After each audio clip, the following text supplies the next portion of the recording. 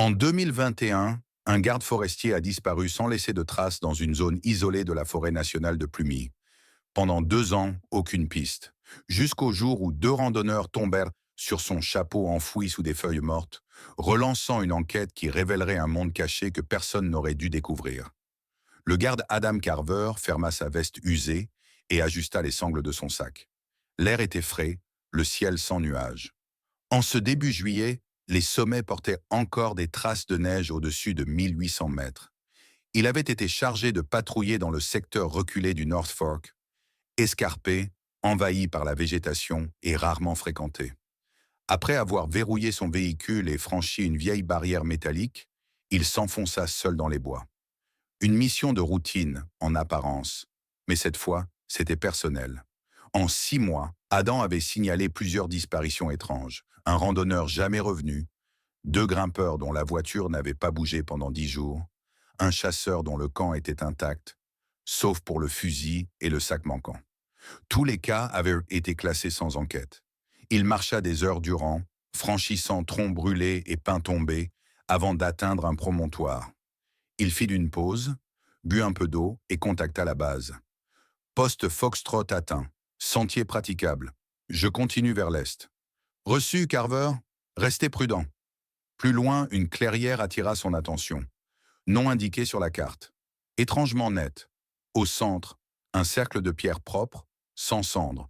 Du bois sec empilé, un petit sac poubelle accroché à une branche, contenant des emballages de barres protéinées. Aucun matériel de camping. Trop propre. Adam transmit l'info par radio. Campement non répertorié, récemment occupé, pas de feu, pas d'affaires personnelles. Peut-être un repérage de chasseurs. Prenez des photos et notez les coordonnées. Un silence pesant régnait. Pas un oiseau. Non loin, le sol présentait des marques régulières, comme des traces de pas, mais sans empreinte nette. Il les suivit sur une trentaine de mètres. Elles menaient à une zone de terre retournée, de forme ovale, comme si quelque chose avait été enterré puis recouvert. Il appela de nouveau. Traces suspectes. Semble humain. Je pense que quelqu'un vit ici, en cachette. La radio grésilla, puis plus rien. Il insista. Aucun signal. Il monta sur un point plus élevé, sans succès. Inquiet, il nota les coordonnées dans son carnet, glissa la note dans un sac hermétique et la cacha dans une encoche d'arbre. Un vieux code entre rangers. Puis il retourna vers la dépression dans le sol. Quand il ne donna plus signe de vie à la nuit tombée, les secours furent alertés. Un collègue passa au point de contrôle. Le véhicule d'Adam était toujours là. Le registre, lui, avait disparu. Le lendemain, une équipe de recherche inspecta la zone. Le sac poubelle était encore accroché à l'arbre, trempé par la pluie. Aucun autre indice. La note d'Adam ne fut jamais retrouvée. 3 jours plus tard, un orage effaça les derniers éléments exploitables. Après une semaine, l'affaire fut classée. Disparition accidentelle en terrain difficile. Aucun signe de violence. Le nom d'Adam Carver fut gravé sur le mur commémoratif du poste. Officiellement, on n'en parla plus. Mais pendant des mois, plus personne n'osa s'aventurer dans le secteur. 2 ans après, sur le sentier Ridgeback, 2 étudiants, Evan et Riley, marchaient tranquillement. En enjambant une souche, Riley s'arrêta. « Attends, c'est quoi ça ?» Sous une couche d'aiguilles de pin, un chapeau de ranger, toujours en bon état. Evan le souleva. À l'intérieur, un nom, à Carver. « Tu crois que c'est celui du garde disparu ?» demanda Riley. Evan hocha la tête, face caméra. « Les gars, on vient de trouver ça dans la forêt de Plumis. Si quelqu'un connaît ce ranger, dites-le en commentaire. » Ils prirent quelques photos, puis reprirent leur marche. À la tombée de la nuit, la publication avait été partagée plus de 1000 fois. Talia Brooks, penchée sur son bureau, parcourait le poste d'un œil inquiet. Elle cliqua sur la balise GPS issue des métadonnées du téléphone des randonneurs, puis tourna son écran vers le collègue à côté d'elle. Sentier Ridgeback, fourche est, altitude environ 1650 mètres, dit-elle. C'est à moins de 3 kilomètres du dernier point connu de Carver. Le sous-officier Logan Miles resta impassible, se grattant la mâchoire. Ce chapeau, on dirait qu'il a passé une semaine dehors, pas 2 ans. Aucun moyen qu'il soit resté là aussi intact. Soit il a été déplacé, soit délibérément placé. Exactement, confirma Talia. 1 heure plus tard, ils roulaient vers le sentier, l'équipement à l'arrière. Le soleil était haut, la forêt silencieuse.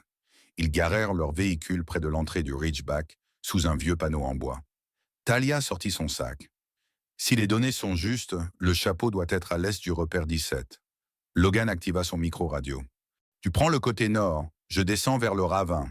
Ils se séparèrent, gardant un contact visuel fréquent. Talia repéra une trace dans la mousse.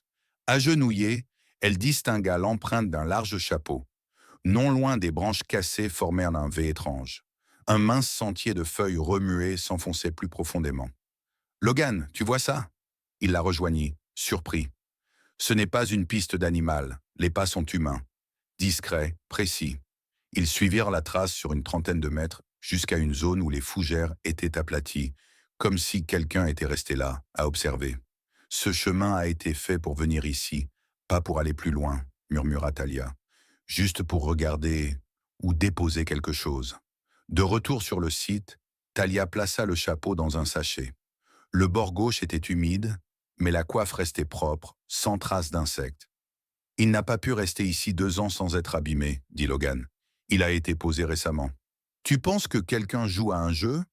Talia secoua la tête. « Non, je pense que quelqu'un veut être retrouvé. » Ils installèrent une tente opérationnelle près du repère 17, balisèrent la zone et posèrent des caméras. Leur rapport fut envoyé le soir même au bureau du shérif. Talia rédigea « Chapeau de service US Forest, identifié comme celui du ranger Adam Carver, retrouvé à l'est de Ridgeback Trail. État intact, indice probablement mis en scène. Recommandation, balayage secondaire, recenser les disparitions dans la zone. » Alors qu'il prenait un café, Logan demanda « Tu as connu Carver ?»« Non, j'ai rejoint l'équipe 6 mois après sa disparition. On disait de lui qu'il était méticuleux. Il ne laissait rien au hasard. S'il a laissé ce chapeau, c'est pour une raison. Alors peut-être que c'est le début de quelque chose.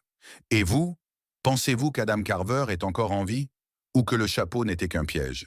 Laissez vos théories en commentaire. » Tôt le lendemain, après une légère pluie nocturne, Talia avançait seule, en silence sous les cèdres. Elle voulait suivre la piste marquée la veille sans personne dans son dos. Le chemin était discret, fait de branches brisées intentionnellement. Pas un hasard. La personne derrière tout ça voulait qu'on le retrouve, mais pas trop facilement. Soudain, au pied d'un pin penché, le sol lui sembla anormalement lisse. Elle s'agenouilla, écarta les aiguilles et sentit la terre s'effondrer sous elle. Sa jambe s'enfonça brutalement. En grimaçant, elle réussit à se dégager, haletante. Ce n'était pas une cavité naturelle. L'ouverture, rectangulaire, renforcée de planches grossières, exhalait une odeur de plastique et de nourriture avariée. Elle y entra prudemment. L'espace était exigu, à peine 1,20 m de côté. Des murs en bois mal assemblés, un vieux réchaud, des emballages de rations militaires datés de l'année précédente. Elle balaya l'endroit avec sa lampe. Sur un mur fixé à la planche, 6 photos Polaroid, fanées, déformées par l'humidité. Les photos montraient des randonneurs en mouvement, accroupis près de leur tente ou ajustant leur sac. Rien de posé. L'angle de chaque cliché était bas, parfois incliné vers le haut depuis les buissons, comme si quelqu'un les avait pris en se cachant. Talia regarda de plus près. Certains visages lui étaient inconnus, mais l'un d'eux la fit tressaillir. Un homme assis sur un rocher, près d'un ruisseau.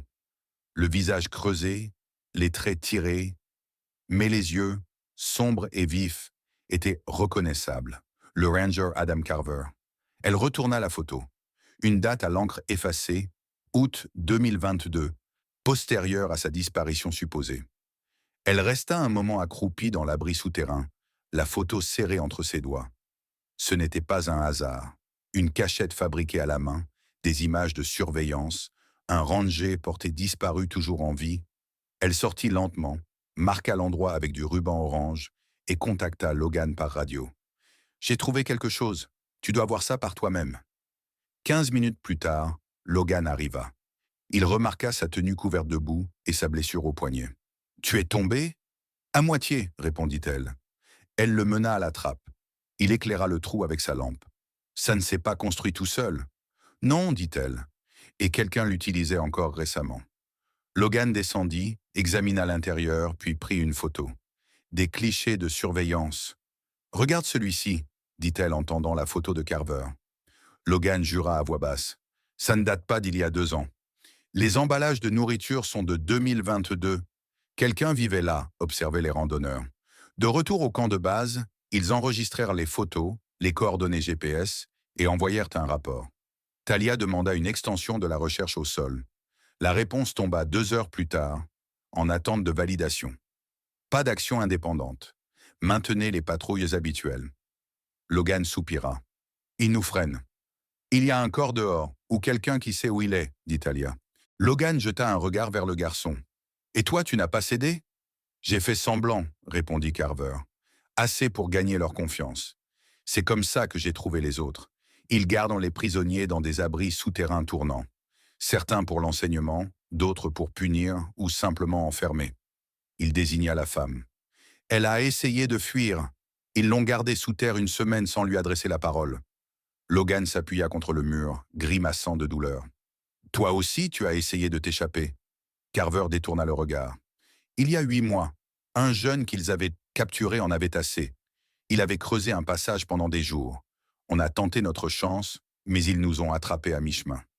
Et lui? Ils ont dit qu'il serait déplacé plus haut. On ne l'a jamais revu. Le silence s'installa.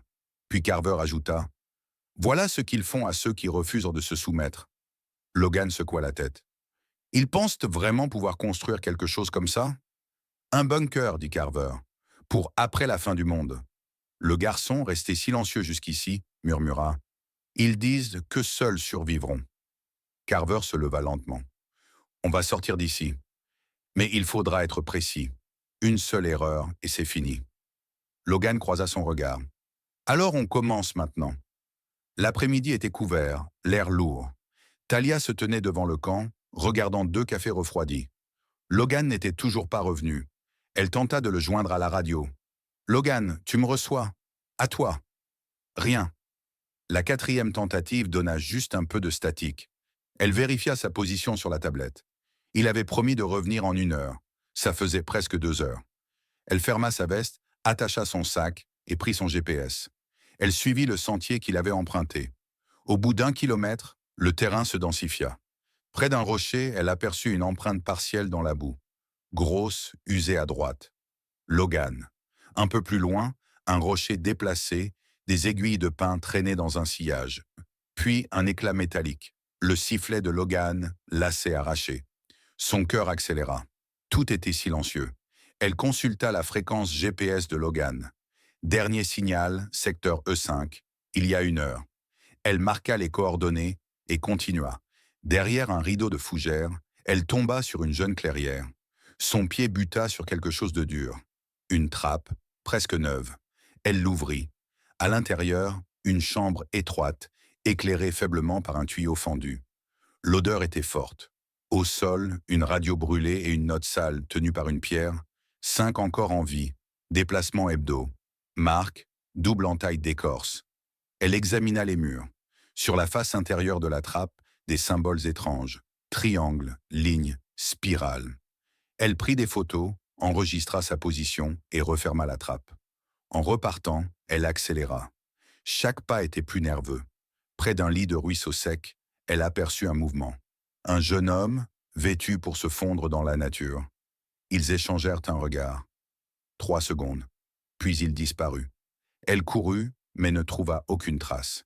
Il connaissait bien mieux ce terrain qu'elle. De retour au camp, elle envoya ses photos, ses relevés et un rapport d'incident.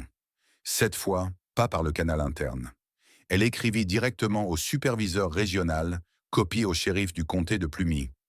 Objet, agent disparu sur le terrain, secteur E5, trace d'enlèvement, activité suspecte confirmée. 1 heure plus tard, elle recevait la confirmation. Logan Miles était officiellement porté disparu. Une équipe de recherche multi-agences serait déployée. Arrivée prévue à 7 heures. Le lendemain, Talia, bras croisés, fixait la forêt sombre. La radio grésilla, puis se tut. Quelque part là-bas, Logan attendait. Et quelqu'un les surveillait. Logan était assis contre le mur froid, les poignets encore liés. Carver lui tendit un morceau de toile pour s'asseoir. Un confort rare ici. Où t'ont-ils capturé? Demanda Carver. Près du sentier de Ridgeback. Je suivais une piste fraîche. C'est un chemin d'appât. Ils le changent chaque semaine. Logan le regarda. Depuis combien de temps es-tu ici? Environ 715 jours. On perd vite le compte. Ils restèrent silencieux un moment, les yeux vers la lourde porte de bois. Carver sortit un papier froissé de sous sa chemise. Un plan dessiné au charbon, marqué de sueur. Il ne nous laisse qu'à jamais au même endroit longtemps. Ça désoriente. Il montra des croix. Aération. Tuyaux d'argile, pas de métal. Certains mènent dehors. Il tapota une ligne pointillée. Ce mur-là est plus humide, moins solide. Si on l'atteint, on peut le briser. Logan hocha la tête. Il y a des gardes à l'intérieur? Jamais, dit Carver. Ils surveillent au milieu depuis au-dessus. Et ils nous demandent moins d'attendre. Ils se regardèrent. Personne ne viendra. Pas encore. Alors on continue, discrètement. Le lendemain matin, Talia étudia un plan grossier retrouvé dans la cache. Dessiné à la main sur une boîte de biscuits, il indiquait un système de rotation avec des marques, des altitudes approximatives. Elle le compara à la carte topographique. Ça tourne en boucle, une sorte de réseau. Le sentier d'hier en faisait peut-être partie, dit Logan. Je vais vérifier. Il partit vers le nord-est. En chemin, il repéra des pièges rudimentaires. Filaments tendus, hameçons, boîtes vides suspendues, dispositifs d'alerte. Rien de mortel, mais de quoi blesser ou avertir. Alors qu'il inspectait un piège, un craquement derrière lui. Il se retourna, main sur son arme, mais trop tard. Un coup violent à la tête l'envoya au sol. Quand Logan reprit conscience, tout était sombre et étroit. Ses poignets étaient liés, le sol humide contre sa joue. Une faible lumière filtrait d'un tuyau au-dessus. À sa gauche, un adolescent recroquevillé. En face, une jeune femme le regardait fixement. Et dans un coin, un homme barbu assis en tailleur le fixait calmement. « Tu es réveillé, dit-il. » Logan plissa les yeux. Sa voix était faible mais familière. « Carver » murmura-t-il. L'homme hocha la tête. « J'espérais que quelqu'un viendrait. Je ne pensais pas qu'on vous laisserait arriver si près. Tu es vivant depuis tout ce temps? » Depuis le 21 août. La jeune femme ajouta doucement. Il nous a trouvés. Il nous a aidés à tenir quand ils ont essayé de nous briser. Qui sont ces gens? Demanda Logan. Ils se font appeler les Trailburn. Au départ, un groupe de survivalistes anti-technologie. Mais ces dernières années, ils ont cessé de relâcher les gens. Ils les gardent. Carver expliqua. Ils capturaient les randonneurs isolés, ceux qui s'éloignaient des sentiers. Lui-même avait été pris en repérant une de leurs caches. Séquestré, privé de nourriture, soumis à des manipulations mentales. Ils voulaient lui faire croire que le monde extérieur avait disparu, que seule leur communauté pouvait survivre. La plupart finissent par céder, dit-il. Moi, j'ai résisté. L'un d'eux, Micah, fait sa ronde après le couvre-feu, expliqua Carver à Logan. Il est jeune, peureux, évite le conflit. Tu lui fais confiance? Non, répondit Logan, mais il n'approuve pas leur méthode. Cette nuit-là, Logan et Carver observèrent Micah par les fentes de la porte. Le garçon, une vingtaine d'années, portait le poncho vert des autres, mais ses bottes étaient étonnamment propres. « Il apporte l'eau et vérifie les loquets », murmura Carver. « Si on joue bien notre coup, je simulerai une crise d'épilepsie », ajouta Carver. « Ils m'ont déjà vu trembler, ce sera crédible. Attends qu'ils s'approchent et on agit. »« Et les autres ?» demanda Logan en désignant la femme et l'adolescent endormis. « On les emmène, » répondit Carver. « Je ne les abandonnerai pas. » Avec un bout de cuillère cassé, Carver avait façonné un burin capable de fendre le bois tendre. Si Micah lâchait les clés, tout était joué. De son côté, Talia organisait l'intervention dans une tente de commandement au bord du Ridgeback.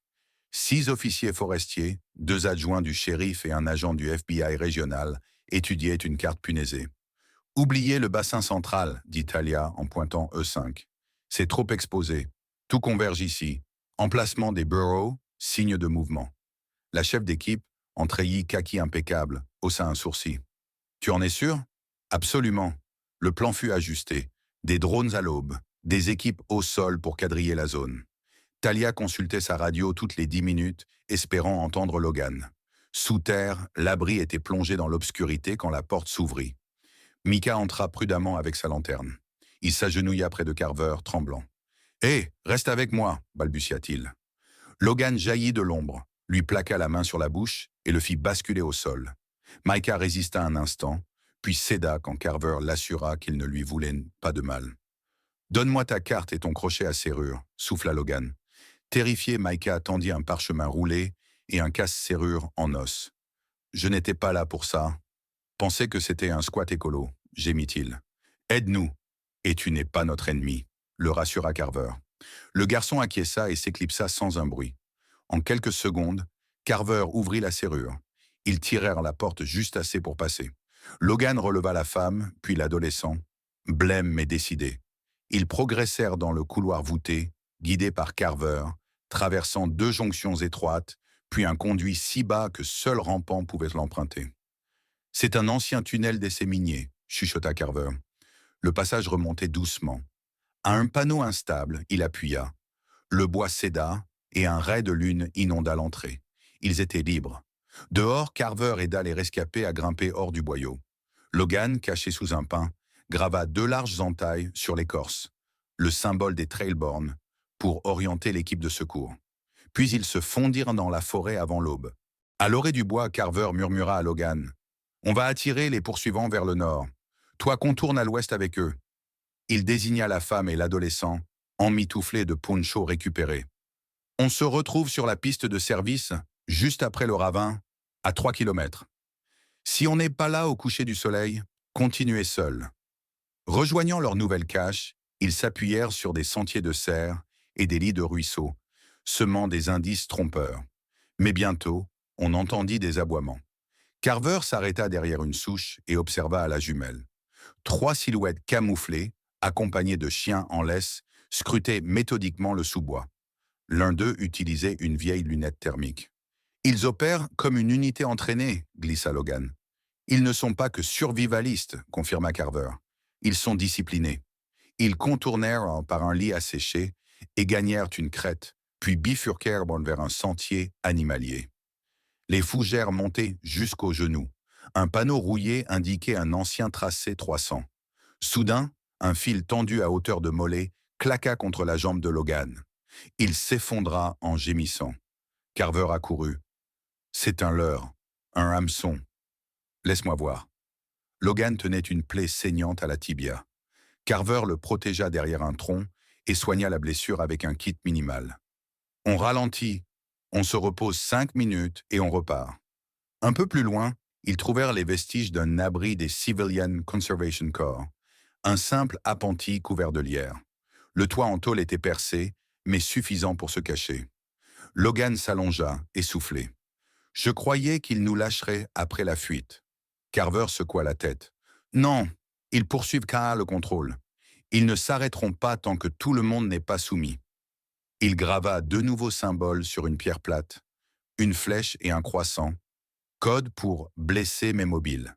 Il posa la pierre gravée contre un tronc évidé, celui qu'ils avaient remarqué. « Talia est maligne », dit-il à Logan. « Si elle suit nos signes, elle trouvera ça. » Logan redressa la tête. « Tu penses qu'elle est si proche ?»« Je l'espère. » 3 crêtes plus loin, Talia, agenouillée derrière un buisson de mûrier, observait un éclaireur des Trailborn aux jumelles. Il inspectait un filet de camouflage, ajustait une caméra reliée à un détecteur de mouvement. Elle le suivit jusqu'à une pente qui découvrit un campement camouflé dans un ravin. 4 plateformes en bois à 3 mètres du sol, toile tendue en mur, un foyer fumant, caisse de rations et bidon d'eau, et plus loin une caisse à munitions devenue cache sèche, ouverte sur un classeur de cartes faites main. Ce n'était pas un simple abri, c'était un centre logistique. Elle regagna sa cache, sortit sa radio. Ici, Ranger Brooks. Camp découvert en E6, 300 mètres à l'est de la crête. Plateforme, réserve fortifiée, détecteur de mouvement. Probable hub permanent. Au refuge des 300, Carver montait la garde tandis que Logan se reposait. Un coup de feu retentit au loin. « Il resserre l'étau », murmura Carver. « Encore un effort, proposa Logan. On file au nord-ouest vers la piste des gardes. Au-dessus de la crête, on verra tout venir. » Ils ne laissèrent derrière eux que la pierre gravée et un signe que Talia saurait lire. Le temps jouait contre eux. Dans la nuit noire, l'équipe tactique se déploya au sud de la crête. 15 agents, K9 en tête, avançaient silencieusement. Talia en première ligne, le doigt sur la gâchette, fixait le ravin où gisait le camp. Équipe Bravo en place, murmura la radio. Point fermé, paume ouverte, go. En 60 secondes, des cris s'élevèrent. Les agents fédéraux firent de face, mains en l'air. Les toiles furent repliées, lampes braquées. La plupart des Trailborn, à moitié endormis, se rendirent. Quelques-uns tentèrent de fuir, mais furent encerclés. À 5h43, 14 suspects appréhendés sans un coup de feu, dont Mika, les yeux écarquillés, mains levées. Talia progressa entre les plateformes, observant sacs de couchage, seaux d'outils et conserves empilées. Sous l'une d'elles, derrière une clôture récupérée, les officiers mirent la main sur des cartes détaillées, des patrouilles de rangers, journaux météo et annotations stratégiques. Ils préparaient une armée, souffla un agent. Talia acquiesça, impassible. Restait un fugitif, Colt Verne. Alors que l'ouest du camp était nettoyé, un capteur de mouvement s'activa près d'un tronc creux. Dans un ravin sud, un passage étroit dissimulé s'ouvrit. Verne, en treillis vert délavé, sacoche en toile à l'épaule, émergea. Il hésita, écouta le tumulte, puis disparut dans les fougères. Le message arriva à Talia. Verne a échappé à l'encerclement. Pas de visuel. Chien redirigé. Son cœur se serra, mais elle continua.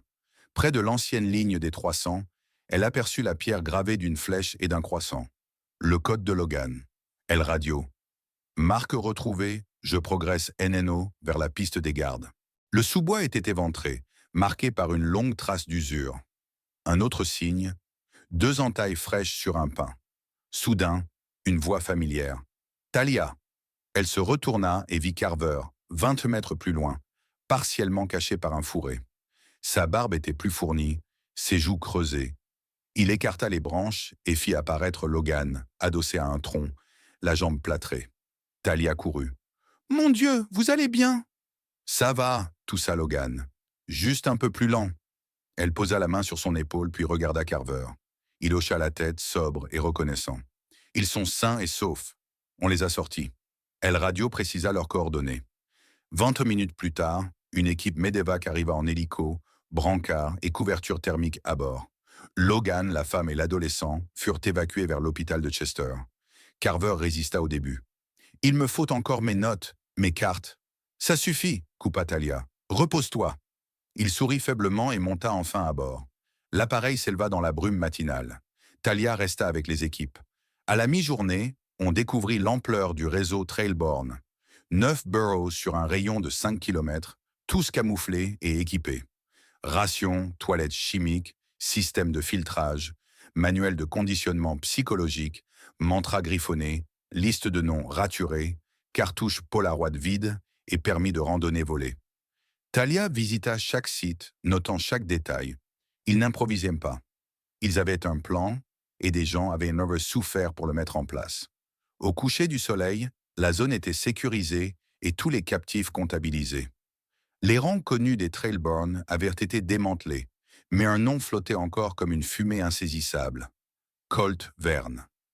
Un mandat d'arrêt fut émis, une force d'intervention constituée et des portraits robots diffusés au service de 3 comtés. Talia se tenait devant un tableau blanc où son nom était inscrit en lettres grasses à côté d'un récent assemblage photographique. « Colt Verne », murmura-t-elle, principalement pour elle-même. « Où cours-tu » Personne ne le savait, pas encore, mais elle comptait bien le découvrir. Les auditions débutèrent le lendemain du raid, dans une cellule mobile installée devant l'hôpital de Chester. Agents fédéraux et enquêteurs du shérif y faisaient tourner leurs témoignages. En 72 heures, la motivation des Trailborn et l'histoire de leur chef prirent forme. Plusieurs détenus identifièrent Colt Verne comme leur fondateur et inspirateur idéologique, le désignant parfois comme l'instructeur ou qu'un frère C. Aucun des 14 interpellés n'hésita à parler de lui, par crainte ou par étrange vénération. Les enquêteurs reconstituèrent le parcours de Verne.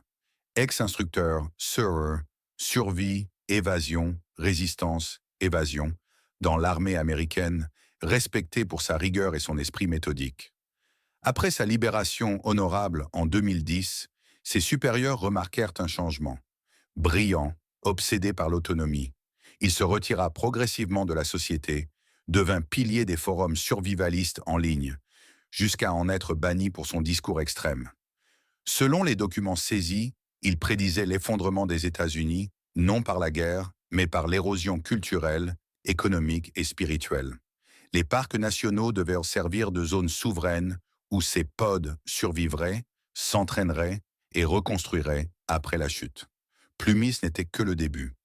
Logan se trouvait dans une aile calme de l'hôpital de Chester, un carnet vierge sur sa tablette. Face à lui, un psychologue et un agent du FBI patientèrent. Finalement, il parla. Il ne cherchait pas à tuer, ça rendait tout plus pervers. C'était lent et contrôlé.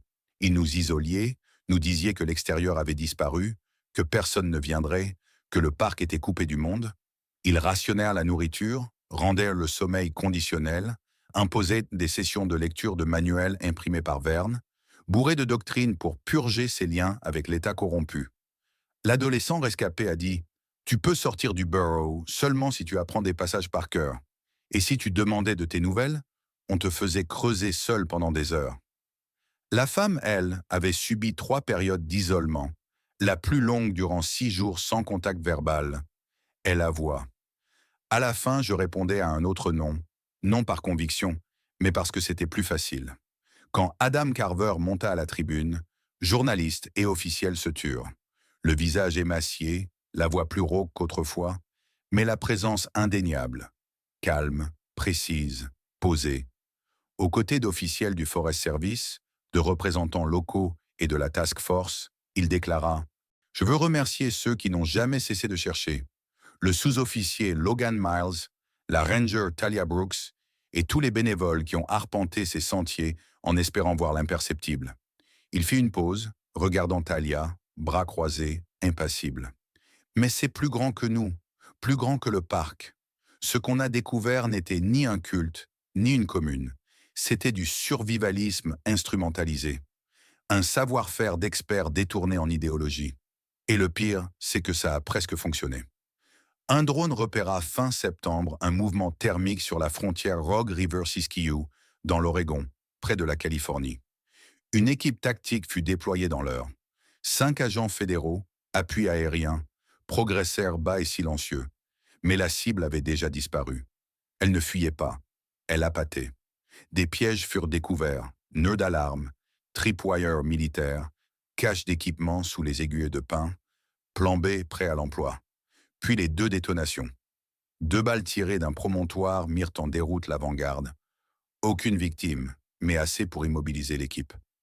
26 minutes plus tard, alors qu'on tentait un flanc, Colt Verne jaillit d'un fourré, revolver rouillé levé au ciel avant d'être rendu au sol sans mot dire. Main tremblante, regard résolu, presque fier, il ne résista pas. En garde à vue, quand on lui demanda pourquoi il n'avait pas davantage tenté sa chance, il souffla « Vous ne savez pas ce qui vient ». Au procès, Verne resta muet. Ni devant le juge, ni devant ses avocats, ni devant les familles de disparus. Quand le verdict tomba, détention illégale, agression aggravée, conspiration criminelle, enlèvement répété, condamnation à perpétuité sans possibilité de libération conditionnelle, pas la moindre réaction. Dans la salle, Adam Carver, 2 rangs derrière, les mains jointes, ne paraissait pas triomphant, seulement exténué. À côté, Logan, sur ses béquilles, hésita avant de murmurer « Espérons que les cellules soient aussi petites que leurs burrows. » Carver ne répondit pas, se contentant de suivre Verne du regard. 3 mois plus tard, le sentier Ridgeback rouvrit. Au rang d'honneur, les changements semblaient minimes. Caméras déguisées en nichoirs à oiseaux aux intersections stratégiques, drones balayant silencieusement le périmètre toutes les 72 heures, patrouilles en binôme hors saison. Mais pour ceux qui savaient, la forêt avait changé à jamais. Ils avaient également instauré de nouveaux protocoles de signalement. Tout campement non enregistré, même anodin, déclenchait automatiquement une escalade. Talia elle-même avait rédigé ces procédures. Près de l'entrée du sentier, une plaque de pierre commémorative avait été apposée, à la mémoire du ranger Adam Carver et en hommage à ceux qui ont enduré en silence. Carver assista à la cérémonie en uniforme, prononça quelques mots sobres devant la presse, puis ne remit plus jamais les pieds au bureau. Sa démission était déjà déposée. Trop longtemps sous terre, avait-il dit. Les bois lui paraissaient désormais étrangers. Il s'installa dans une région plus tranquille, près de la Seine, chez sa sœur, où il enseigna la vie en milieu sauvage et anima des ateliers en classe plutôt que d'arpenter les sentiers. Logan, toujours en congé médical, devint consultant à mi-temps pour réviser les modules de formation du Forest Service sur les personnes disparues. Il évitait totalement le corridor de Ridgeback. Certaines blessures ne se cicatrisent pas sur le terrain. En fin de journée, Talia retourna sur le sentier. Officiellement, elle n'était pas en service.